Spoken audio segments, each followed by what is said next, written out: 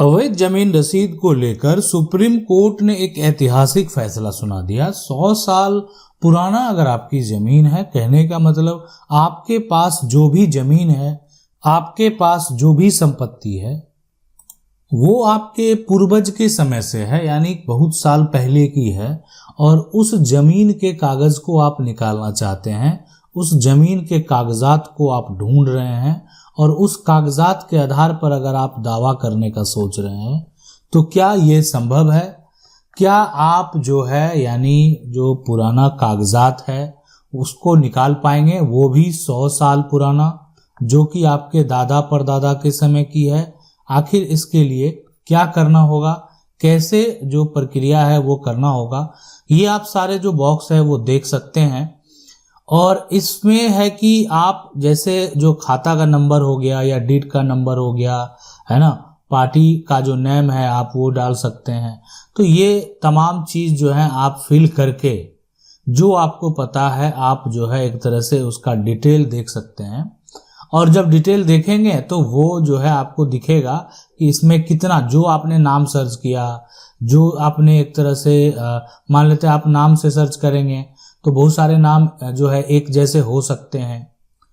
अगर आपने क्या कर रहे हैं कि प्लॉट के नंबर से सर्च कर रहे हैं तो हो सकता है कि प्लॉट का जो नंबर है वो उसमें आपको एक ही फाउंड दिखाए, तो ये नंबर आपको दिखाएगा, इसका मतलब इतना। उसके बाद यहाँ से आप उसका डिटेल निकाल पाएंगे। यानी कहने का मतलब है अगर आपका जो 100 साल पुराना कागज है ना, पुराना कागजात है, उसको आप ऑनलाइन निकाल सकते हैं। लेकिन हम आपको बता दें कि ये आपको जो लगभग है सभी राज्यों में ये सुविधा भी अभी मौजूद नहीं है, लेकिन अधिकांश जो है राज्य हैं, कुछ ऐसे राज्य हैं जहां पर आप जो पुराना दस्तावेज है उसको भी उसके ऑनलाइन प्लेटफॉर्म पर जाकर देख सकते हैं। और रही बात जब वो दस्तावेज का ओरिजिनल कॉपी निकालने की, अगर वो ऑनलाइन प्लेटफॉर्म पे मौजूद है तो आप उसका ओरिजिनल कॉपी भी आसानी से जो है वो निकाल पाएंगे। इसलिए कि जब आप दावा करेंगे, मान लेते ये ज़मीन है, पहले आप पुराना जो कागज है उसमें आपकी ज़मीन हुआ करती थी, आज इस ज़मीन का मालिक कोई और है, लेकिन आज आप क्या कर रहे हैं, आज आप इस ज़मीन का दावा करने का सोच रहे हैं कि हम इस ज़मीन पर जो है केस फाइल करके अधिकार प्राप्त कर सकते हैं। लेकिन ये आप दावा करेंगे, करने का सोच रहे हैं, इसके लिए कागजात की ज़रूरत है। अब कागजात आप 100 साल पुराना ढूंढ रहे हैं, तो अगर आपके राज्य में ऑनलाइन प्लेटफॉर्म पर जो है यानी ऑनलाइन अगर सारा कुछ देखा जा सकता है, तो आपको जो भी पता है, डीड नंबर पता है या जो खाता नंबर, प्लॉट नंबर जो भी है, उससे आप सारा इन्फॉर्मेशन जो है वो निकाल सकते हैं, जानकारी जो है निकाल सकते हैं, कागजात जो है निकाल सकते हैं। इसलिए जो पुराना कागजात अगर आपका है तो आप उस संपत्ति पर एक दावा जो है कानूनी तौर पर करेंगे तो उसका अधिकार आपको मिलेगा। लेकिन अगर ये कागज जो है आपको पता भी चल गया ऑनलाइन में, तो आपको फिर भी जो है उसका नकल निकालना पड़ेगा, यानी जिला का निबंधन कार्यालय हो या जिला अभिलेख हो, दोनों जगह जाकर जो है यानी जो भी आपके दस्तावेज होंगे, अगर आपको डीड निकालना है या आपका खाता खतौनी का इंफॉर्मेशन निकालना है, तो यहाँ पर जो है आपको अगर डीड निकालना है तो आप निबंधन में जाकर उसका नकल प्राप्त करेंगे। खाता खतौनी के लिए आप जिला अभिलेख जाएंगे, वहाँ से दस्तावेज निकालेंगे। तो ये दस्तावेज आपको निकालना पड़ेगा। इसलिए जबकि आप यहाँ पर कोर्ट में जो है दावा करने का अगर सोच रहे हैं तो आपको ये ओरिजिनल दस्तावेज वहाँ पर दिखाना होगा। अब सवाल उठता है कि आज जो है इस जमीन का कागजात कोई और बनाकर रखा हुआ, ये जमीन जो है यानी पहले जो है किसी और का नाम था, किसी और का नाम और आज जो है कोई अन्य व्यक्ति इसको कब्जा भी कर लिया है, यहाँ पर कर लिया, और अभी ज़मीन का जो वर्तमान में ज़मीन का रसीद भी उसके नाम से कट रहा है। यानी जिसका कब्जा है उसी के पास ज़मीन रसीद भी है, जिसका ज़मीन पर कब्जा है, जिसका कब्जा है उसी के नाम क्या है, नाम रसीद है। अब देखें ये एक बड़ा सवाल है। अगर आप उस व्यक्ति के ऊपर एफआईआर भी दर्ज कराएंगे तो आप कुछ नहीं कर पाएंगे उसके खिलाफ। आप ये कह रहे हैं कि आपकी जमीन है, लेकिन जो पुलिस अधिकारी हैं वो आपका साथ नहीं देगी। इसलिए कि यहाँ पर कब्जा उसी का है और वर्तमान में जो रेवेन्यू ऑफिसर होते हैं वो वेरीफाई करते हैं और उनके द्वारा सारा कुछ वेरीफाई करने के बाद जमीन का रसीद काटा जाता है और उसके पास जमीन का रसीद भी है। वो दिखाएगा कि हम सरकार को टैक्स दे रहे हैं, इस जमीन का मेरे पास कब्जा है, हम सरकार को टैक्स भी दे रहे हैं। अब जो भी कागजात की आधार पे उन्होंने जमीन का म्यूटेशन कराया और कुछ दिखाने की जरूरत नहीं पड़ेगी। तो ये ऐसा जो प्रक्रिया यहां पर किया गया है ना, सवाल है कि ये प्रक्रिया यहां पर जो किया गया कि जिसका कब्जा है उसी के नाम जो है जमीन का रसीद की बात जो यहां पर की जा रही है, तो क्या होगा इस केस में? तो यहां पर जो है अगर अवैध जमीन रसीद जो है कोई कटा लिया ना, तो कानूनी तौर पर संपत्ति का वो मालिक नहीं कहलाएगा और ये कहना सुप्रीम कोर्ट का है। सुप्रीम कोर्ट ने एक ऐतिहासिक फैसला दिया, हाल का फैसला है, और उस फैसले में क्या कहा एक बार जरूर जान लीजिए।